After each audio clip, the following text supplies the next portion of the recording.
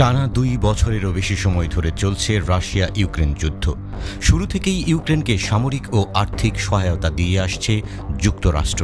কিয়েভকে দেওয়া সামরিক সহায়তার বিষয়ে ওয়াশিংটন বরাবরই প্রকাশ্যেই ঘোষণা দিয়ে থাকে। তবে প্রকাশ্য সেই ঘোষণার বাইরেও ইউক্রেনে গোপনে দূরপাল্লার ক্ষেপণাস্ত্র পাঠিয়েছে যুক্তরাষ্ট্র, এমনকি সেগুলো ইউক্রেন ব্যবহারও শুরু করেছে।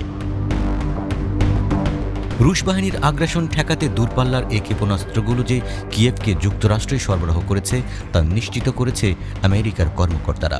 আর এই ঘটনার তীব্র প্রতিক্রিয়া জানিয়েছে রাশিয়া। মার্কিন যুক্তরাষ্ট্রের রাশিয়ার রাষ্ট্রদূত আনাতোলি আন্তনোভ সতর্ক করে দিয়ে বলেছেন, আমেরিকানরা ইউক্রেনের রক্তাক্ত জলাভূমিতে আটকে যাবে।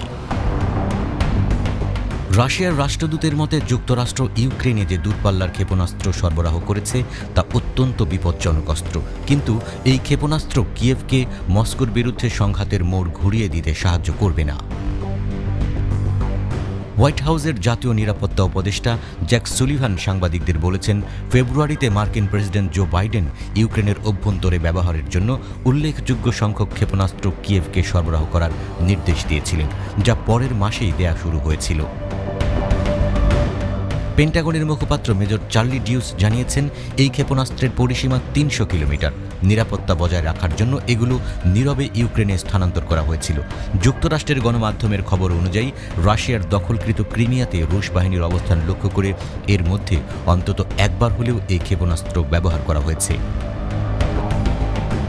যদিও এটা এখনো পরিষ্কার নয় যে ঠিক কী পরিমাণ ক্ষেপণাস্ত্র কিয়েভকে সরবরাহ করেছে যুক্তরাষ্ট্র, তবে দেশটির নিরাপত্তা উপদেষ্টা জ্যাক সুলিভান বলেছেন, ওয়াশিংটন এ ধরনের আরও অস্ত্র পাঠানোর পরিকল্পনা করেছে। মার্কিন যুক্তরাষ্ট্রের রাশিয়ার রাষ্ট্রদূত আনাতোলি আন্তনোভ মনে করিয়ে দিয়েছেন, রাশিয়ান বাহিনী ইতিমধ্যে মধ্যপাল্লার ক্ষেপণাস্ত্র গুলি করে ভূপাতিত করেছে, যা ইউক্রেন গত সেপ্টেম্বরে পেয়েছিল। যুক্তরাষ্ট্রের দেয়া দূরপাল্লার ক্ষেপণাস্ত্রের সাথেও একই ঘটনা ঘটবে বলে আন্তনোভ হুঙ্কার দিয়েছেন। আনাতোলি আন্তনোভ প্রশ্ন করেছেন, স্থানীয় রাজনীতিবিদরা কি সংঘাতের জলাবদ্ধতায় ডুবে যাওয়ার ভয় পান না? সাধারণ সৈন্যদের রক্ত শুষে নেওয়া ভয়ঙ্কর জলাভূমি থেকে ওয়াশিংটন বেরোতে পারবে না, সতর্ক করে দিয়েছেন রাষ্ট্রদূত।